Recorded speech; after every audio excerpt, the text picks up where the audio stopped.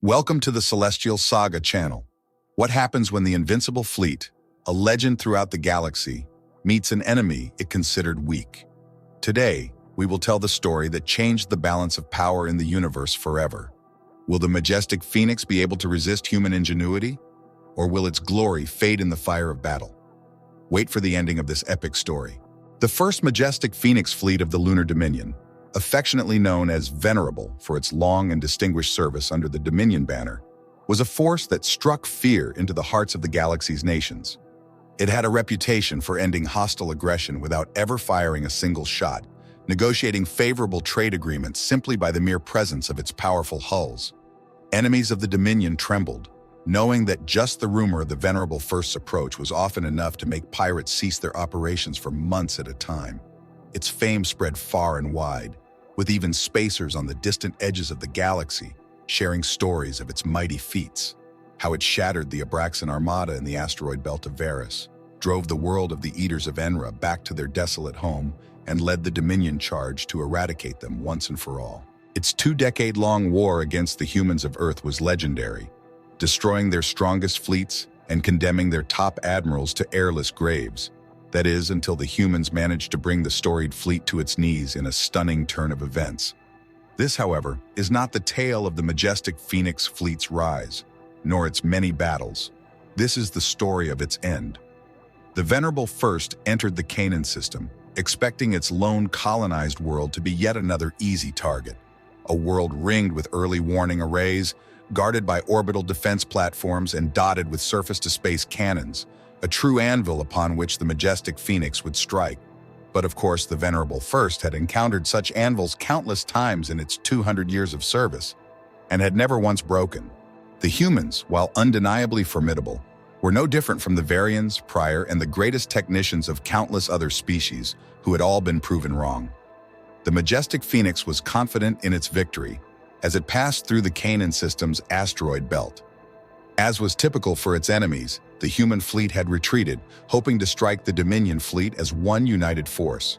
A wise strategy, one made even more effective with the addition of minefields, stationary defenses, and flanking units. However, these tactics were still ineffective against the Venerable First. The fleet was undeterred, though still wary after all. Just 2 weeks prior, the Indomitable, another fleet known for its victories against overwhelming odds, had perished to such maneuvers. Survivors from the Dominion fleet confirmed that it had been annihilated almost to a ship, but the majestic Phoenix was not concerned by such a defeat. As was the standard doctrine of the Lunar Dominion, the ships of the Venerable first scouted and secured the outer system. While a direct insertion toward the objective would typically be preferred, the human fleet's proficiency in ambushes and guerrilla warfare demanded that the Dominion leave no stone unturned. The new invasion doctrine, written in Dominion blood, had been forged after the destruction of 2 fleets in devastating ambushes, and 3 more left stranded when their supply lines failed. But of course, the majestic Phoenix had faced none of these issues. Its crews were experienced and better trained than anything the human fleet had ever encountered before. Any ambush the humans attempted was easily swatted aside with disdain, and the Venerable First's logistical expertise and maneuvering were such that any exposed supply convoys became death traps for the raiders, foolish enough to try and claim them. Many human privateers met their end in disbelief, as seemingly unarmed Dominion transports shed their outer hulls to reveal surface after surface bristling with weapons. Dominion analysts even claimed that the majestic Phoenix alone reduced fleet-wide losses to supply raids by nearly 20%. When Dominion's Stellar Command integrated these new tactics into the rest of the fleet's strategy, the results were even more favorable. This was a testament to the valor and competence of the majestic Phoenix. Despite facing an enemy that would ultimately prove to be their undoing, the fleet had earned a reputation as foes to be feared. Some humans, high on tales of their own supremacy and encouraged by a few early victories, believed that the Lunar Dominion would be no more than a minor obstacle in their quest for galactic dominance. Their illusions were shattered at the same time their fleets were crushed. As the war dragged on and the Dominion military pressed deeper into human space, the human defensive effort came to focus around one single fleet. It was no longer about the mighty 5th Vanguard, which had shattered the 3rd and 7th Terran armadas over the colony world of New California. Nor was it about the unstoppable 12th Vanguard, which had torn through the famed Tehran Armada and sent their crippled flagship into the embrace of a black hole. Not even the vigilant 2nd Vanguard, which had hunted down and obliterated the feared Wolfpack stealth fleet, putting an end to human privateering once and for all. While all of these feats were impressive, none could compare to the battle record of the majestic Phoenix. They were the tip of the Dominion spear, present wherever the fighting was fiercest. The bastion of Canaan, where they now prepared for battle, had already turned away 2 stellar fleets. The human military had poured nearly all its resources into this battle. If they lost, they would have no choice but to surrender.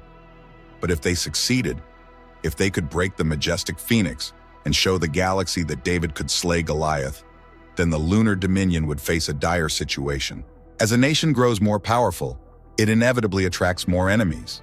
And the lunar dominion, though hated, had long kept their foes at bay through the sheer might of their first fleet. While their military power was unmatched, their greatest weapon was the majestic Phoenix itself, something larger than life, a legend made flesh. If that legend were to fall, the Dominion would be hard-pressed to maintain its position. The battle for Canaan would be critical. Though the Dominion fleet expected victory, they knew they had to approach with caution. None of them were foolish enough to charge headlong into battle, exposing their fleet to ambush or flanking maneuvers. The humans, while not unbeatable in a fair fight, were smart enough to never fight fair, and any Dominion commander who underestimated them would surely pay the price. The majestic Phoenix completed its sweep of the outer system within 30 Terran hours, having encountered only minor resistance. Just a few probing assaults and a single incursion from the 6th Valor fleet. Caught in the 1st Fleet's pincer formation as it raced to reinforce the defenses of Canaan, the human fleet, facing the might of the Dominion space forces, surrendered within minutes. However, the 6th Valor fleet was not essential to Canaan's defense. 2 other fleets were already stationed there, with enough shipyards and supplies to keep them operational indefinitely. What the Dominion fleet would soon learn, however, was that the humans had a secret weapon they were about to reveal. Lieutenant Mara Quinn, an experienced and battle-hardened veteran, surveyed the fleet before her, all of them proven in the heat of battle against the Dominion's many enemies. She listened intently as her officers provided a status update. "The remaining ships of the 6th Valor fleet have been secured and disarmed, Lieutenant," reported an officer. "However, our capacity to hold prisoners is now severely reduced. The brig is nearly full." The officer who reported this did not even look up from her status panel. A lesser commander might have been offended by the lack of acknowledgement, but Lieutenant Mara Quinn was a woman of stern character. "Results are the only requirement," she replied, her voice steady. "Send engineers to the 6th Valor fleet ships to convert certain rooms into brig cells. Our engineering teams will remain behind while we assault Canaan. With any luck, they will finish quickly enough to have new cells ready for the prisoners we take." "Sir, is that wise?" another officer asked. "The majestic Phoenix will need combat repairs. We'll be sustaining heavy damage." To emphasize her point, she displayed a diagram of Canaan's defenses, which showed a world heavily fortified, second only to Earth itself. "You make a good point," Lieutenant Mara Quinn acknowledged, complimenting the officer. Even within the ranks of the majestic Phoenix, a select few officers stood apart. Those surrounding Lieutenant Mara Quinn had been handpicked for their exceptional skill and judgment. It was expected of them to consider every aspect of a plan, even those beyond their control. The battery commander, in charge of the fleet's point defense systems, spoke next. "I will withhold my engineers," he decided. "It's best not to underestimate the humans." He then turned to his navigation commander. "Are we ready?" he asked. "It's time to engage," Lieutenant Mara Quinn ordered. She then spoke into the communications channel, addressing the entire fleet.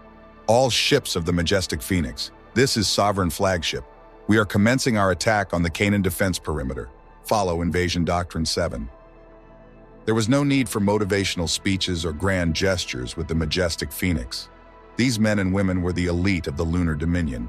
They would do their duty because it was theirs to do. The majestic Phoenix began their incursion into Canaan's defensive sphere. As Lieutenant Mara Quinn had predicted, the human military did not engage them, even after they had crossed into the outer defensive zone. The orbital guns of Canaan were formidable, even after Dominion sabos had been tasked with disabling them. No human commander would risk engaging the best of the Dominion fleet outside the firing range of their most powerful weapons. Dominion intelligence, based on 2 failed assaults, had shown that Canaan's orbital defenses were capable of destroying even capital ships with just a few salvos from their heavy railgun network. If the humans were smart, they would hide their forces on the far side of Canaan and wait for Lieutenant Mara Quinn to order an attack on the orbital guns. If she didn't, they would pick away at her fleet from a distance, potentially forcing the majestic Phoenix into its first defeat of the war. If she did, they would spring from behind the planet and ambush her in close quarters. At least, that was the human plan. But as any Dominion or human officer knew, plans meant little until they were put into action, and Lieutenant Mara Quinn had plans of her own. "We have a sensor bead on the Canaan guns," reported the Sovereign flagship sensor commander. "It's not clear enough for a firing solution, but we have readings. 29 guns in total. More will come into play as the planet rotates."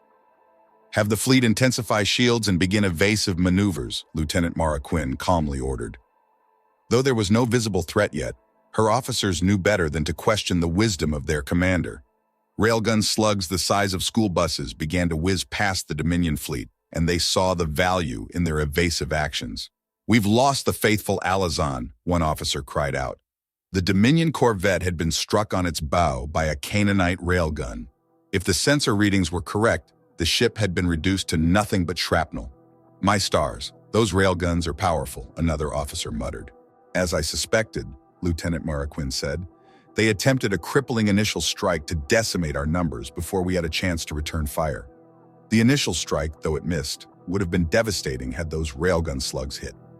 As it stands, the losses would have been severe, about a third of our fleet by my calculations. Thankfully, it seems to have been ineffective." She turned to the tactical map before her keen strategic mind working quickly. "If my intelligence is correct, Canaan's orbital batteries will be out of power for quite some time. That's ideal for us, but not so good for them." Dominion officers were trained to predict the enemy's next move, especially when facing the humans. But there was no commander alive who was better at it than Lieutenant Mara Quinn. "They gambled and lost," she concluded. "Now it's time to make them pay what's owed." The human fleet, now facing the very real risk of losing their orbital defense network before the real battle had even begun, was forced to reveal themselves from behind Canaan. Majestic Phoenix sensors detected at least 60 human ships, far more than the 47 ships of the Dominion fleet. They were backed by a series of heavy orbital batteries, but they lacked the skill and experience of the Majestic Phoenix. As the Dominion fleet advanced, it became clear, while the odds might not be in their favor, victory was still within reach. Dominion ships, built with unmatched finesse and superior to any human ship, began to close in on their human enemies. The fight had only just begun. "I count 16 capital-class ships, 20 city-class, and 24 settlement-class vessels," reported one of the officers. "They're focusing on the Sovereign." A railgun round slammed against the flagship's forward shields, disintegrating on contact, while volleys of missiles, though formidable, were easily shredded by the Majestic Phoenix's point defense systems. "Bring the Sovereign and our capital ships up to form a battle line," Lieutenant Mara Quinn ordered her navigation commander and liaison. "I want pickets surrounding us to keep those missiles at bay.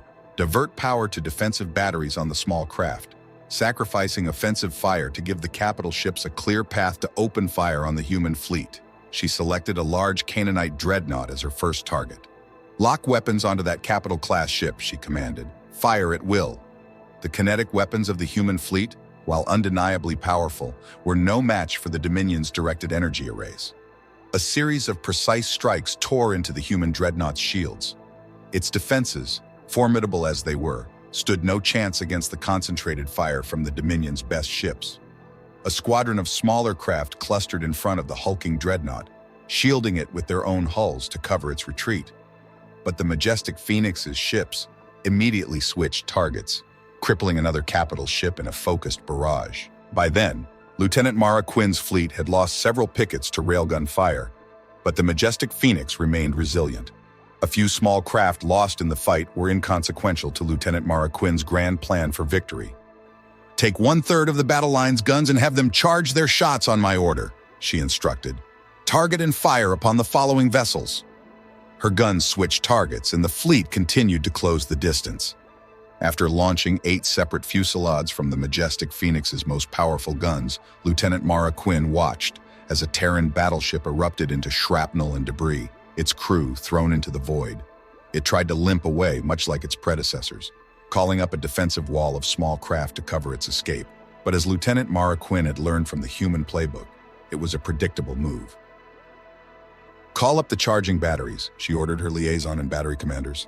"Have them open fire." Lances of white energy slammed into many of the human escort's shields, and within just a few strikes, the shields were overwhelmed. The small craft were swiftly destroyed, and the crippled battleship, now without its much-needed guardians, was left vulnerable. All ships, focus fire on that wounded capital ship. Execute at will. One short barrage later, the battleship was reduced to dust. Call back the Iron and Blood. That ship needs repairs. Bring up the Allegiance to take its spot in the firing line. The Dominion fleet was not invincible, but they were venerable.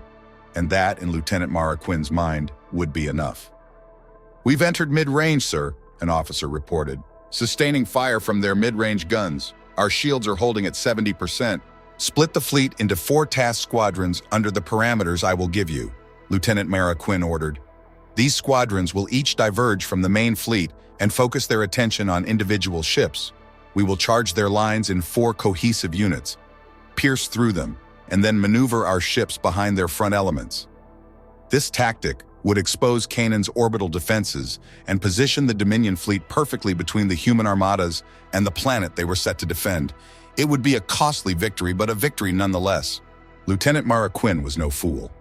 She knew better than to underestimate an enemy as crafty as the humans, but even her analytical mind saw little that the humans could do against the might of the majestic Phoenix. This battle, it seemed, would be just another victory for the Lunar Dominion. "Task Squadron 1, you are with me," Lieutenant Mara Quinn ordered. "Target that City-class ship. I want them to redirect their forces again." As Lieutenant Mara Quinn gave similar orders to her other 3 squadrons, they were carried out with urgency. The Dominion fleet had lost 8 ships so far, no small loss for the venerable majestic Phoenix, but the humans had lost 13.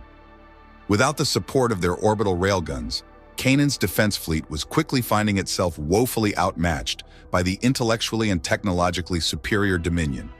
As Lieutenant Mara Quinn watched with pride, a volley of particle lances from 3 Dominion craft struck and crippled a human destroyer. Predictably, the remaining defenders scrambled their ships to cover the stricken vessel, trying to limp it back behind friendly lines.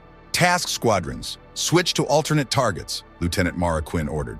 She knew the humans would divert power from their shields to engines in an attempt to escape. "Let's punch through their lines and clean up low orbit before their heavy guns recharge." The 4 task squadrons suddenly shifted their attack vectors, catching the human fleet off guard. Their powerful weapons blasted holes in the enemy formation, and their engines were supercharged to slip through the gaps. For a moment, the human defense force was in disarray, but the best of the Terran space forces could not be underestimated. The human fleet immediately began an organized retreat, launching thousands of decoy sensor signatures forward to cover their escape. 2 Dominion craft, though already weakened, were shredded as the signatures exploded in close proximity to their hulls, an officer reported. "Stealth mines," Lieutenant Mara Quinn muttered. "Sensor Commander, do we have a fix?" "No, majestic Phoenix Commander," the exemplary Sensor Commander replied, hunched over a screen and frantically tapping at his controls. "The mines are cloaked. We can detect them, but our defense batteries will be hard-pressed to fire on those targets." Lieutenant Mara Quinn thought for a moment. "Cluster the fleet together in their squadrons and have them link sensor feeds and defensive fire between the ships. We can't clear the minefield, but we can clear a path through it." She returned to studying the tactical map. The majestic Phoenix would get the job done, that much was certain, but it was already too late. The human fleet had reformed ranks in a tight formation around their orbital cannons, firing through the minefield with devastating effect against the majestic Phoenix. And if Lieutenant Mara Quinn's ships pressed any further, they would soon be in range of Canaan's surface-to-orbit batteries as well. "Divert power from the engines to shields," Lieutenant Mara Quinn ordered, quickly shifting strategies. "Cease offensive fire until we've cleared the minefield." The majestic Phoenix penetrated the minefield with ease. Once Lieutenant Mara Quinn had given the order, most other fleets would have been crippled or forced to retreat. But the best of the Lunar Dominion did not fall easily. The 3rd Task Squadron was the first to breach the minefield. At Lieutenant Mara Quinn's orders, it dove into the fray as a single unit, keeping tight formation as it eviscerated human warships and defense stations. Decades of fleet exercises had prepared them for this moment. Simulator training and live combat had perfected the crew's teamwork to near perfection. While the Kanan defenses were distracted by the 3rd Squadron, the rest of the fleet swiftly broke through the minefield and engaged the enemy with renewed fury. At range, with the support of the orbital railguns, the human armada stood a fighting chance. But up close, where the Dominion's speed and wolfpack tactics could be fully utilized, the humans were being torn apart. Launches from the Sovereign destroyed an orbital railgun as the Dominion flagship closed on Kanan's surface. Missiles launched from the planet's surface exploded around it, most of them batted aside by the Sovereign's advanced defense grid. However, a few managed to slip through the hail of laser fire, only to be snuffed out by its nearly impenetrable shields. "We are in range of Kanan's ground defenses," an officer announced, "getting a targeting solution now." There was only one order left to be given. Lieutenant Mara Quinn issued it immediately: open fire. Dozens of high-energy particle beams, each one carrying the force of a small atomic bomb, shot down onto Kanan's surface. Missile silos, deeply buried underground for defense against bombardment, were eradicated in seconds by the unstoppable beams. The Dominion warship was melting through their protective rock layers, straight to their bunker roofs. "Missile fire is dying down, Majestic Phoenix Commander, though I suspect some silos are being held in reserve." "A wise thought," Lieutenant Mara Quinn complimented her subordinate. "I will relay ships to deal with any missile silos that arise." She turned her attention back to the overall battle. By this point, victory was nearly certain. The Majestic Phoenix, though outnumbered and outgunned, had decimated the human fleet and all but eradicated their orbital defenses. To Lieutenant Mara Quinn's surprise, she found no heavy guns hidden on the far side of Kanan. The planet's entire defensive force had been concentrated on one side, betting that their powerful opening strike would win the battle before it even began. The humans were clever, Lieutenant Mara Quinn had to admit that, but the Majestic Phoenix was better. Watching her few remaining enemies limp away from Kanan, Lieutenant Mara Quinn concluded that they were victorious. "Call the captured ships forward to meet with the Majestic Phoenix," she ordered. "Inform Dominion Command of our situation. Barring any unexpected shows of force from our enemies, I believe the day is won." However, the Valor fleet would not give up so easily. They hadn't abandoned the fight over Kanan. They had simply left to regroup with their reinforcements. Just minutes after the ragtag human fleet finished retreating from the combat zone, they returned with a vengeance. 21 ships, 3 Capital class, 7 City class, and 11 Settlement class, reported the exemplary sensor commander. Lieutenant Mara Quinn turned her attention back to the status map, picking up readings. "Blood and iron," she breathed. "That's a really big ship." In the center of the human fleet, there was one contact larger than all the rest, a country-class vessel. It was nearly 3 times the size of the Sovereign and over 4 times the size of the largest human ship the Dominion had faced.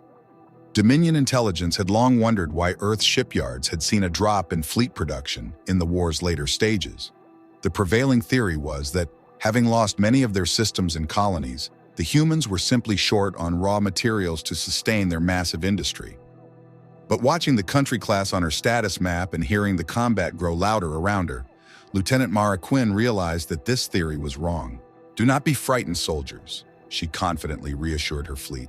"Look at the way that Behemoth moves, less than half the speed of my Sovereign, and we're the slowest in the fleet."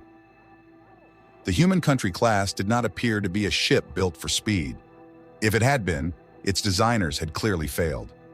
Even its escort fleet, which was notoriously slower than the Dominion ships, had to move at 2/3 speed for the Hulk to keep pace. It should be a simple thing to outflank and destroy this monstrosity. Lieutenant Mara Quinn looked at her fleet status. 13 ships remained of the original 37. She quickly organized them into 2 squadrons of 4 ships, which would engage the human escorts. One squadron of her 5 best ships, this unit with the Sovereign at its head, would engage the country class directly and destroy it using a variation of Dominion small craft tactics. After all, the difference between a capital ship and the human behemoth was much the same as the difference between a picket or frigate and the Sovereign. "All ships, you have your commands," Lieutenant Mara Quinn spoke with the kind of confidence that came only from watching enemy fleets crumble before her. Confidence in a victory that had yet to be won. In most other commanders, this would have been arrogance. But in Lieutenant Mara Quinn's mind, it was simply the result of experience.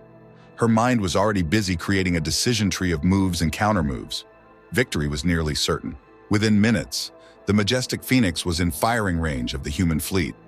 Knowing that Dominion craft excelled in close-quarters combat, the standard operating plan for any human battle fleet was to maintain distance and exchange fire at range, trying to wear down Dominion ships before they could close in. In fact, the latest models of the Valor fleet featured powerful reverse thrusters and formidable spinal railguns precisely for this purpose. Any student at the Dominion School of Astral Dominance who guessed that the fleet facing Lieutenant Mara Quinn would aim to keep its distance and trade fire at range would have earned top marks. They would, however, have been wrong. The human fleet did not attempt to maintain distance against the majestic Phoenix. Instead, they closed in. "Something's wrong," Lieutenant Mara Quinn mused. "They're not fools. Their country class is likely integral to their command structure."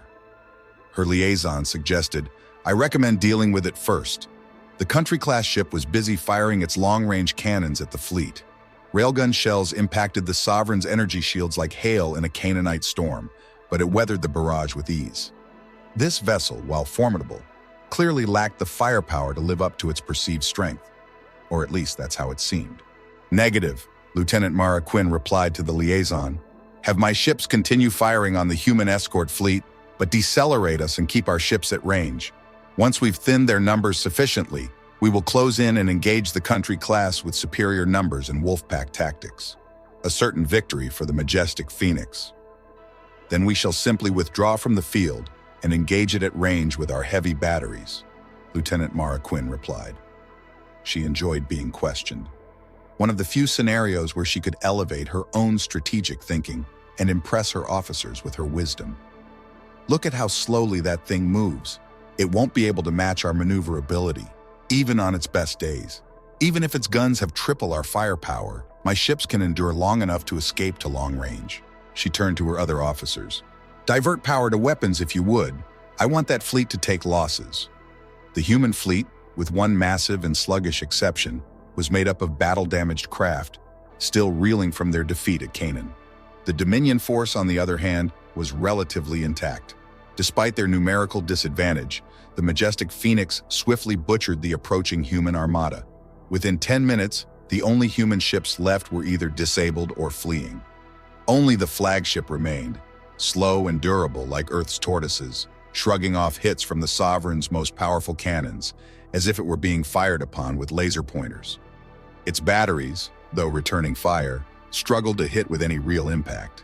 Lieutenant Mara Quinn wondered if her enemy might have been pulled out of the shipyards a few months too early. Still, she had a duty to perform, and she wasn't going to complain about fighting an unfinished ship. "All ships, the time has come," Lieutenant Mara Quinn declared. "Split into 4 task squadrons. Close on the enemy craft and maneuver to its weak points in accordance with the anti-capital ship strategy employed by our small vessels. I know this task is daunting. I know this enemy is formidable. But we are still majestic Phoenix. Remember your training, and we'll make it out of this with our pride intact." At her orders, the 8 remaining Dominion ships closed on the human warship, boosting power to their engines and weapons, aiming to deliver a heavy punch while avoiding any return fire. Lieutenant Mara Quinn was brave, but even she didn't want to get caught by a broadside from the enemy ship's main guns. She felt greatly relieved when the return fire didn't increase in strength. "You see," she proclaimed, "their short-range cannons are not as fearsome as we feared." Then she gave her orders. "All task squadrons surround the enemy vessel and target its primary weapons, then move to secondary weapons. Eliminate the defensive arrays and ready your Marines for boarding." This was a deviation from the standard anti-capital ship battle doctrine, but Lieutenant Mara Quinn was known for improvising when a better plan presented itself. "If that ship's armor is as thick as it seems, we'll never get through with our energy lancers. Capturing it, even if disarmed, is our best option." The Dominion fleet divided into 4 squadrons, each comprising 2 ships, and split along 4 predetermined attack vectors. Energy lances bathed the human ship in light, but they failed to penetrate its powerful shields. The cannons, the size of starships, took aim to return fire. "Stand by for evasive action," Lieutenant Mara Quinn ordered confidently. Then, she looked at the enemy craft's energy readings. The railguns were so powerful, they could have fit well among the orbital platforms of Canaan. Immediately, she realized that the ship's apparent weakness was a ploy. She had been tricked. "All ships commence evasive maneuvers," Lieutenant Mara Quinn commanded. But it was too late. "Divert power to the cannons." 3 of the smaller Dominion ships were blasted into pieces by a single shot from the enemy. The larger ones, the city and capital ships, were left crippled at best, even as the Sovereign was disabled by the consecutive impacts of 5 railgun slugs. "Status reports," Lieutenant Mara Quinn barked. Her officers, though shaken and frightened, delivered their reports with the professionalism she expected from the men and women of the Majestic Phoenix. None of the reports were good. "Majestic Phoenix Commander, what are your orders?" one officer asked. Her companions quickly repeated the question, even as they flew in a crippled hulk with battered armor and broken weapons. They still had some measure of faith in their commander's judgment. If Lieutenant Mara Quinn couldn't deliver a victory, then no one could. "What are your orders?" the officer repeated more urgently. "The enemy's guns are charging," another officer called out. "It'll take them time to get to full strength, but even at partial power, they can still turn our ship to scrap metal." Lieutenant Mara Quinn looked at her officers, and then at her status map. She wasn't sure which looked worse, their current situation or her growing realization. Finally, with a sigh of ignoble defeat, she turned to her liaison. "Open a communications line to the human ship," she said with a heavy heart. "I will not waste the lives of my men." Lieutenant Mara Quinn, the last truly venerable leader of the Lunar Dominion's Majestic Phoenix, summoned all the strength left in her broken and beaten soul to speak the phrase she had heard so many times before. Never had she believed she would be the one to say it.